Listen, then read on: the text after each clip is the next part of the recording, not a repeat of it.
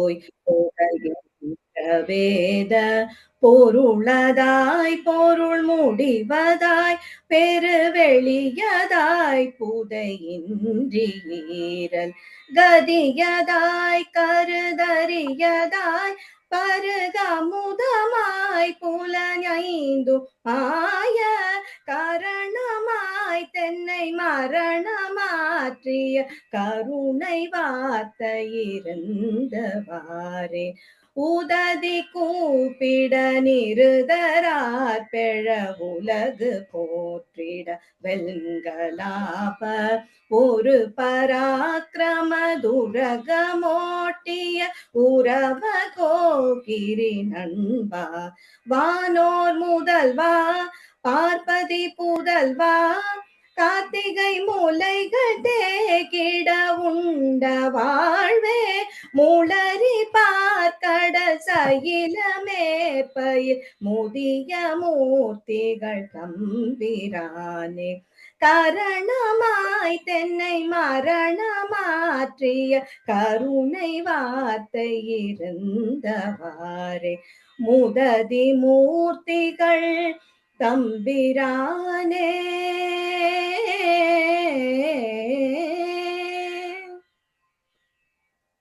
மிக அருமையாக இறைவணக்கத்தை வழங்கிய திரு லதா அவர்களுக்கு, ஸ்ரீலதா அவர்களுக்கு நமது நன்றி உரித்தாக. நினைத்ததும் அளிக்கும் உள்த்தையும் இருக்கும் நிச்சயவருக்கும் பிறவாமல் என்ற திருப்புகழை மிக அருமையாக வழங்கியதுக்கு நன்றி. மீண்டும் வருக என்று அழைக்கின்றோம். அடுத்ததாக லண்டனிலிருந்து திருமதி லதா யோகேஷ் அவர்கள் வழங்கும் இந்து செய்தி மடல். இதோ செய்தி மடல். ஞானமயம் வழங்கும் ஜூலை மாதம் 20ஆம் தேதி இந்து செய்தி மடல். செய்திகளை தொகுத்தவர் லண்டன் சுவாமிநாதன். லண்டன் மாநகரிலிருந்து லதா யோகேஷ் வழங்கும் செய்தி மடல். அனைவருக்கும் வணக்கம். இன்று ஞாயிற்றுக்கிழமை ஜூலை 20ஆம் தேதி 2025ஆம் ஆண்டு. முதலில் இந்திய செய்திகள். கன்வர் யாத்திரை வழித்தடங்களில் உஷார் நிலை. காவடி யாத்திரையின் பெயர் கன்வர் யாத்திரை என்பதாகும். வட இந்தியாவில் ஆண்டுதோறும் சதுர்மாசிய விரத காலத்தில் ஜூலை 15 முதல் ஆகஸ்ட் 15 முடிய 30 நாட்கள் தில்லி, உத்தரப்பிரதேசம், பீகார், ஜார்க்கண்ட், சத்தீஸ்கர், ஹரியானா, பஞ்சாப், ராஜஸ்தான் மற்றும் மத்திய பிரதேச மாநிலங்களைச் சேர்ந்த லட்சக்கணக்கான சிவபக்தர்கள் சோமவார விரதம் மேற்கொண்டு பின்னர் கன்வர் யாத்திரையை மேற்கொள்வார்கள். காவடி ஏந்தி தொலைதூரத்தில் உள்ள ஹரித்வார், கங்கோத்ரி, கோமுகம், கேதார்நாத், வாரணாசி, பிரயாகை போன்ற புனித தலங்களுக்கு கால்நடையாக யாத்திரை மேற்கொண்டு புனித கங்கை நீரை சேமிப்பார்கள். அதனை காவடியின் இரு புறங்களிலும் பானைகளாக அல்லது குடங்களாக தொங்கவிட்டு எடுத்துச் செல்வார்கள். தங்கள் சொந்த ஊரில் உள்ள சிவலிங்கத்திற்கு அமாவாசை அல்லது மகா சிவராத்திரி அன்று கங்கை நீரால் அபிஷேகம் செய்வார்கள். ஆண்டுதோறும் பல லட்சம் பக்தர்கள் காவடி ஏந்தி ஹரித்வார் வரை யாத்திரை மேற்கொள்கிறார்கள். தேசிய நெடுஞ்சாலை எண் 58 வழியாக ஹரித்வாருக்கு கால்நடையாக செல்லும் பக்தர்களின் வசதிக்காக 2 மாதங்களுக்கு போக்குவரத்து மாற்றம் செய்யப்பட்டுள்ளது. யாத்திரை தொடங்கியுள்ள நிலையில் சென்ற வாரம் டேராடூனில் 125 கிலோ வெடிப்பொருட்கள் கைப்பற்றப்பட்ட சம்பவம் பெரும் அதிர்ச்சியை ஏற்படுத்தியுள்ளது. இந்த புனித யாத்திரை வட மாநிலங்களில் மிகவும் பிரசித்தம். நடப்பு ஆண்டுக்கான கன்வர் யாத்ரா கடந்த 11ஆம் தேதி தொடங்கி இருக்கிறது. 125 கிலோ வெடிப்பொருட்களை வாகன சோதனையின் போது போலீசார் கண்டுபிடித்துள்ளனர். டியூனி என்ற பகுதியில் உள்ள உள்ளூர் போலீசார் தீவிர வாகன பரிசோதனையில் ஈடுபட்டு இருந்தனர். அப்போது அவ்வழியாக வந்த கார் ஒன்றை சோதனையிட்ட போது அதில் இருந்த 3 பேருக்கு முன்னுக்கு முரணாக பேசியுள்ளனர். அவர்களின் காரில் உள்ள 5 மிகப்பெரிய பெட்டிகளில் டைனமைட் வெடிப்பொருட்கள் இருப்பதை கண்டு அதிர்ந்தனர். உடனடியாக அவற்றை பறிமுதல் செய்த போலீசார் காரில் இருந்த 3 பேரையும் தீவிர விசாரணைக்கு உட்படுத்தினர். விசாரணையில் ஹிமாச்சல் பிரதேசம், உத்தராகண்ட் வழியே சாலை கட்டுமான பணிகளுக்கு வெடிப்பொருட்கள் கொண்டு செல்லப்படுகிறது என்று பிடிப்பட்ட 3 பேரும் கூறியுள்ளனர். ஆனால் அதில் உள்ள உண்மைத்தன்மை குறித்து சந்தேகம் எழுப்பியுள்ள போலீசார் எதற்காக வெடிப்பொருட்கள் கடத்தப்பட்டன என்று காரணம் குறித்து விசாரணை நடத்தி வருகின்றனர். உத்தரகண்ட் நீலகண்ட மகாதேவர் கோவில் அலைமோதும் பக்தர்கள் கூட்டம். உத்தரகண்ட் மாநிலம் ரிஷிகேஷில் உள்ள நீலகண்ட மகாதேவர் கோவில் பக்தர்கள் கூட்டம் அலைமோதியது. இந்து சமய பஞ்சாங்கத்தின் 5வது மாதமான ஸ்ராவணம் சிவபெருமானுக்காக அர்ப்பணிக்கப்பட்டுள்ளது. ஸ்ராவண மாதத்தின் முதல் திங்கட்கிழமையை ஒட்டி ரிஷிகேஷில் உள்ள நீலகண்ட மகாதேவர் கோவில் குவிந்த ஆயிரக்கணக்கான பக்தர்கள் ஆர்வத்துடன் கங்கை நீரால் அபிஷேகம் செய்து வழிபட்டனர். சிவபெருமானுக்கு பூஜை செய்த ராஜஸ்தான் முதல்வர் வழிபாடு. ராஜஸ்தான் மாநில முதலமைச்சர் பஜன்லால் சர்மா வீட்டில் சிவபெருமானுக்கு சிறப்பாக பூஜைகள் நடைபெற்றன. ஸ்ராவண மாதத்தின் முதல் திங்கட்கிழமையை ஒட்டி ஜெய்ப்பூரில் உள்ள முதலமைச்சர் பஜன்லால் சர்மா வீட்டில் சிறப்பு பூஜைகள் நடந்தன. அப்போது அம்மனின் சிலைக்கு மாலை அணிவித்து முதலமைச்சர் பூஜைகளை செய்தார். தொடர்ந்து சிவலிங்கத்திற்கு சிறப்பு அபிஷேகங்களை செய்து தீபாராதனை காண்பித்தார். இதில் முதல்வரின் உறவினர்கள் மற்றும் அரசு அதிகாரிகள் கலந்து கொண்டனர். அமெரிக்காவிடம் இந்தியா உறுதி. அசைவ பால் இறக்குமதிக்கு அனுமதிக்கு வாய்ப்பே இல்லை. வெளிநாட்டில் வாழும் இந்துக்களுக்கு எச்சரிக்கை. இந்தியாவுடனான மினி வர்த்தக ஒப்பந்தம் தயாராகி வருகிறது என்று அமெரிக்க பிரதமர் ட்ரம்ப் மீண்டும் அறிவித்துள்ள நிலையில் அமெரிக்க பால் இறக்குமதிக்கு கண்டிப்பாக அனுமதி இல்லை என்பதில் மத்திய அரசு உறுதியாக நிற்கிறது. அதனாலேயே இடைக்கால வர்த்தக ஒப்பந்தம் கையெழுத்தாவதில் காலதாமதம் ஆகிறது. ஏன் இந்தியா பால் இறக்குமதியில் பிடிவாதமாக உள்ளது என்பது பற்றிய ஜனம் டிவி செய்தி தொகுப்பு. உலக அளவில் பால் உற்பத்தியில் இந்தியாதான் ஆதிக்கம் செலுத்துகிறது. பால் உற்பத்தியில் சர்வதேச அளவில் முதலிடத்தில் உள்ளது. உலகின் மொத்த பால் உற்பத்தியில் இந்தியாவின் பங்கு 25% மேலாகும். உலகிலேயே இந்தியாவில் தான் 30 கோடிக்கும் அதிகமான பசுக்கள் உள்ளன. சுமார் 187 மில்லியன் டன்களுக்கும் அதிகமான பால் இந்தியாவில் உற்பத்தி செய்யப்படுகிறது. இந்திய பால் சந்தையில் நுழைய அமெரிக்கா முயற்சி செய்து வருகிறது. இந்திய வீடுகளுக்குள் நுழையும் பால், இறைச்சி, இரத்தம் போன்றவற்றை ஒருபோதும் உண்ணாத பசுக்களிடமிருந்து வருகிறது என்பதற்கான உறுதி சான்றிதழை கால்நடை பராமரிப்பு மற்றும் பால்வளத்துறை கட்டாயமாக்கியுள்ளது. இந்த கட்டுப்பாட்டு விதிகள் குறித்து உலக வர்த்தக அமைப்பிடம் அமெரிக்கா புகார் அளித்துள்ளது. ஏனெனில் அமெரிக்க பண்ணைகளில் பசுக்களுக்கு பொதுவாக கோழி எச்சங்கள், மீன் உணவு மற்றும் விலங்குகளின் இறைச்சிகளை உணவாக அளிக்கப்படுகின்றன. அசைவ பால் கோடிக்கணக்கான இந்திய குடும்பங்களுக்கு, குறிப்பாக சைவ உணவு உண்பவர்களுக்கு பிடிக்கவில்லை. இந்தியாவில் வழிபாட்டின் போது தெய்வத்துக்கு அபிஷேக பொருளாக பால் பயன்படுத்தப்படுகிறது. இந்து மத யாக வேள்விகளில் நெய் ஊற்றப்படுகிறது. பன்றிக் கொழுப்பு அல்லது கோழி எச்சங்களை பசுக்களுக்கு உணவாக கொடுக்கும் வெளிநாட்டு பழக்கம் மத பண்பாட்டு நம்பிக்கைகளின் வரம்புகளை மீறுகிறது. அமெரிக்க கால்நடை தீவனத்தில் பன்றிகள், குதிரைகள் மற்றும் கோழிகளின் எச்சங்கள், இறைச்சிகள் ஆகியவை பசுக்களுக்கு உணவாக சட்டப்பூர்வமாக சேர்க்கப்படுகிறது என்பதை சியாட்டில் டைம்ஸ் விசாரணை அறிக்கை ஆவணப்படுத்தியுள்ளது. அமெரிக்க பால் பொருட்களுக்கு இந்திய சந்தை திறக்கப்பட்டால் நாட்டின் கால்நடை விவசாயிகளின் வாழ்வாதாரம் கேள்விக்குறியாகும் என்று SBI வங்கியின் ஆய்வறிக்கை கூறுகிறது. அதாவது இந்தியாவின் பால் விலை 16% வீழ்ச்சி அடையும் என்றும், அதனால் கால்நடை விவசாயிகளுக்கு ஆண்டுதோறும் 1 கோடி ரூபாய்க்கு மேல் இழப்பு ஏற்படும் என்றும் எச்சரித்துள்ளது. இந்தியாவை பொறுத்தவரை பால் என்பது பொருளாதாரம் மட்டும் அல்ல, அதற்கும் மேல் தேசத்தின் பண்பாடு, வாழ்வியல், நம்பிக்கை மற்றும் புனிதமான பாரம்பரியம் ஆகும். ஆடி மாத பூஜை. சபரிமலை ஐயப்பன் கோவில் நடை திறப்பு. ஆடி மாத பூஜைக்காக பிரசித்தி பெற்ற சபரிமலை ஐயப்பன் கோவில் நடை திறக்கப்பட்டுள்ளது. சபரிமலை ஐயப்பன் கோவிலில் மாதாந்திர பூஜைகளுக்காக ஒவ்வொரு மாதமும் நடை திறக்கப்படுவது வழக்கம். அதன்படி ஆடி மாத பூஜைக்காக புதன்கிழமை மாலை நடை திறக்கப்பட்டது. இம்மாதம் 21ஆம் தேதி வரை காலை 5 மணி முதல் இரவு 10 மணி வரை பக்தர்கள் தரிசனத்துக்காக நடை திறந்திருக்கும். சாதி அடிப்படையில் கோவிலுக்குள் நுழைவதை தடுத்தால் வழக்கு. நீதிபதி ஆனந்த் வெங்கடேஷ் அதிரடி உத்தரவு. சாதி அல்லது பிரிவின் அடிப்படையில் யாரேனும் ஒரு கோவிலுக்குள் நுழைய தடை செய்யப்பட்டால் அது குற்றச்செயலாக கருதப்படும். மேலும் சம்பந்தப்பட்ட நபர் மீது வழக்கு தொடரப்படலாம் அல்லது சட்ட நடவடிக்கை எடுக்கப்படலாம் என்று நீதிபதி ஆனந்த் வெங்கடேஷ் கூறியுள்ளார். சாதி அடிப்படையிலான பாகுபாட்டை அனுமதிக்க முடியாது என்று திட்டவட்டமாக தெரிவித்த சென்னை உயர்நீதிமன்றம் அரியலூர் மாவட்டம் உடையார்பாளையம் தாலுகாவில் உள்ள புதுக்குடி ஐயனார் கோவிலுக்குள் பட்டியல் சாதியினர் நுழைய தடை இல்லாமல் இருப்பதை உறுதி செய்யுமாறு மாவட்ட காவலர் கண்காணிப்பாளர்களுக்கு ஜூலை 17ஆம் தேதி உத்தரவிட்டது. சாதி பேதமின்றி அனைத்து தரப்பு மக்களும் கோவிலுக்குள் நுழைந்து தற்போது நடைபெறும் ஆண்டு விழா உட்பட அனைத்து நேரங்களிலும் தெய்வத்தை வழிபட அனுமதிப்பதை உறுதி செய்யுமாறு உத்தரவிட்டார்.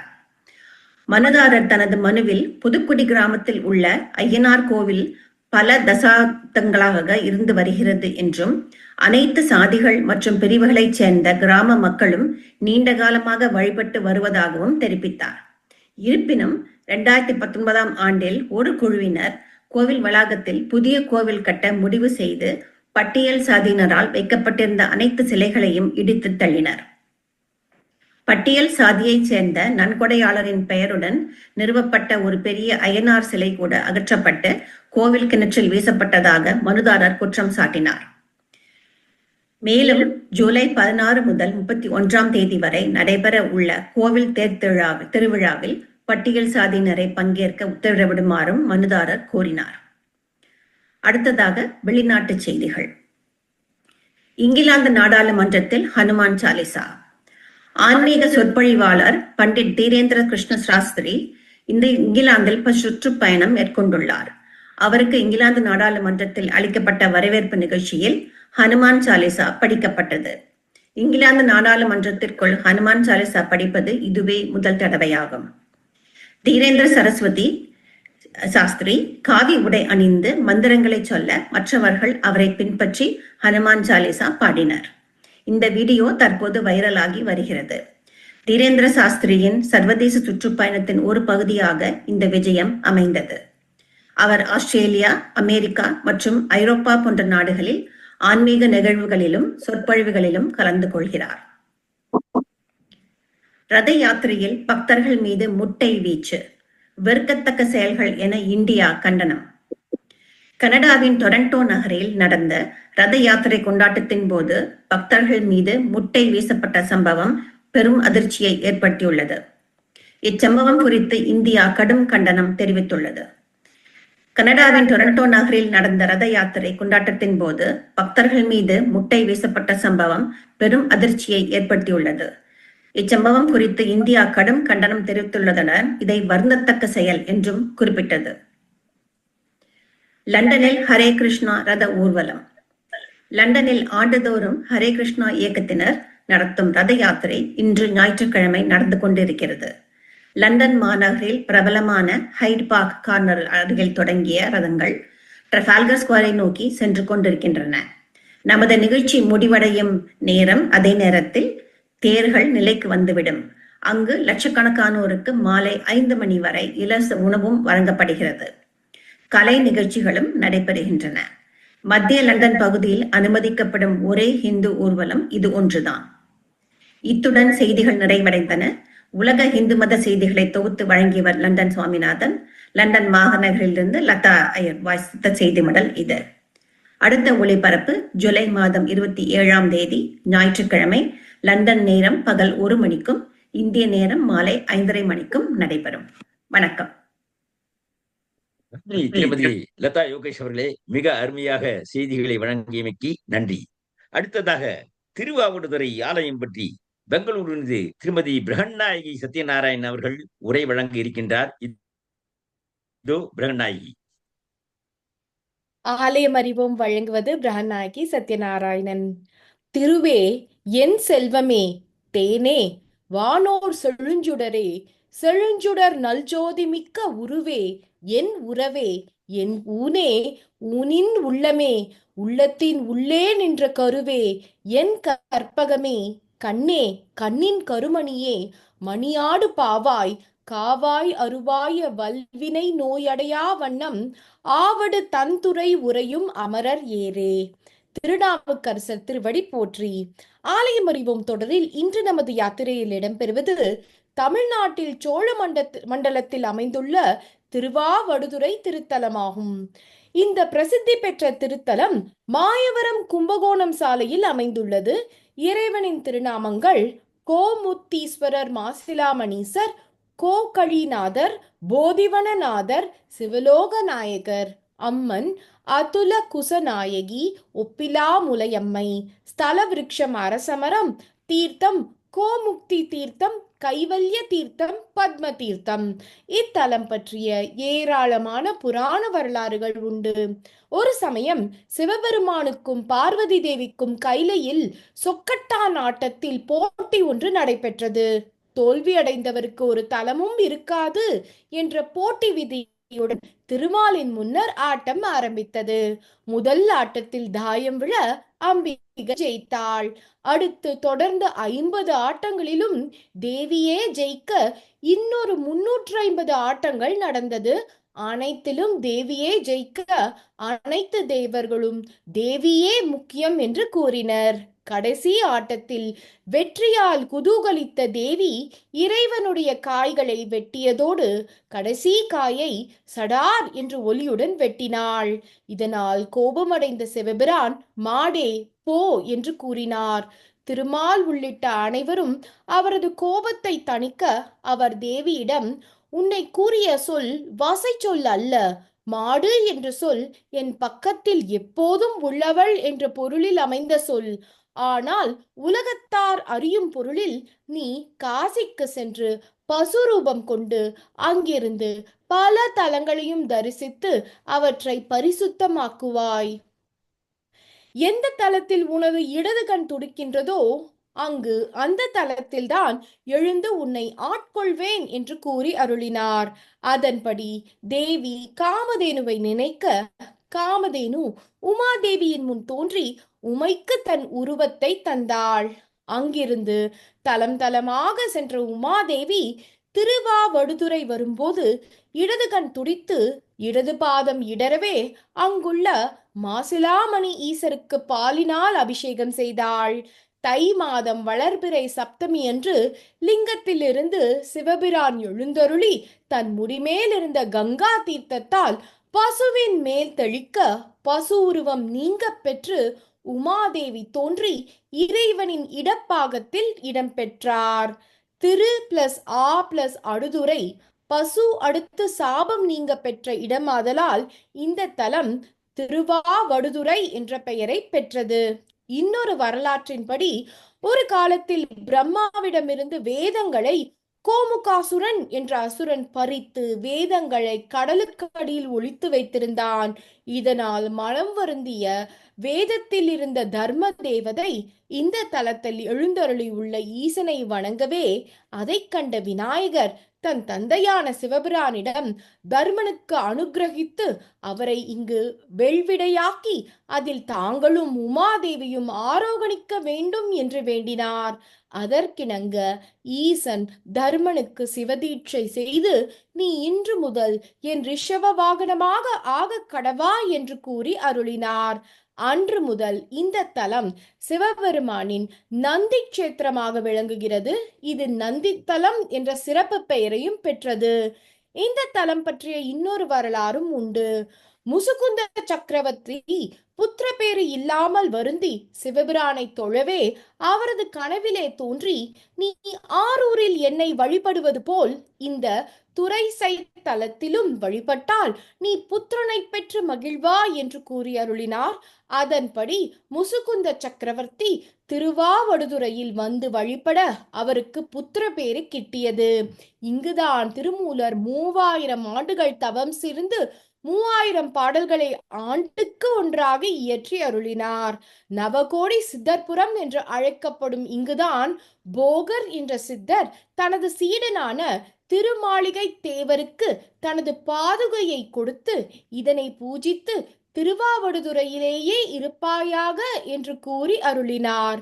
ஒரு சமயம் திருமாளிகை தேவர் நீராடி விட்டு வரும்போது எதிரே ஒரு சவ ஊர்வலம் வரக்கண்டு குறுகிய வழியில் எதிரே திருமஞ்சனக்குடம், மலர்கள் ஆகியவற்றுடன் செல்லக்கூடாது என்று கருதி அவற்றை ஆகாயத்தில் வீசி எறிய அவை அங்கேயே நிலையாய் நின்றன.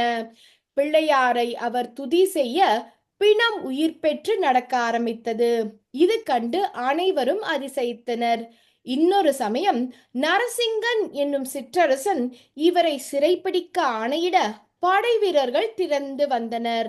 திருமாளிகை தேவர் அம்மையிடம் வேண்ட அம்மை மனம் கனிந்து மதில் மீதிருந்த நந்திகளிடம் நரசிங்கனை கட்டி இழுத்து வருமாறு பணித்தாள். அதன்படியே நரசிங்கனை நந்திகள் இழுத்து வர அவன் திருமாளிகை தேவரின் பெருமையை உணர்ந்தான். இன்றும் கூட இந்த ஆலய மதிலில் நந்திகள் இல்லை. இங்கு அரசாட்சி புரிந்த செங்கட்சோழன் பல ஆலயங்களை திருப்பணி செய்து புதுப்பித்தான். இங்குதான் திருஞான சம்பந்தருக்கு இறைவன் உலவாக்கிழி அளித்தார். உலவாக்கிழி என்பது எடுக்க எடுக்க பொருள் குறையாதிருக்கும் பையாகும்.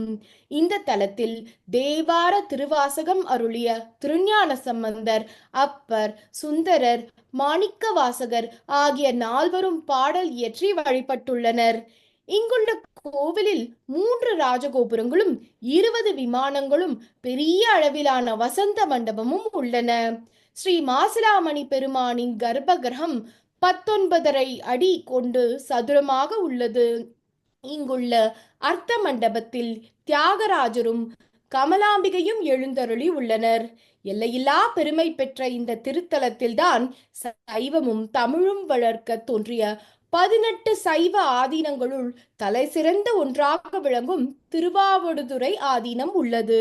1,00,000 பாடல்களை இயற்றி 10 கம்பன் என்ற பெயரை பெற்ற மகாவித்வான் மீனாட்சி சுந்தரம் பிள்ளை திருவாவடுதுறை ஆதீன வித்வானாக விளங்கியவர் என்பது குறிப்பிடத்தகுந்தது.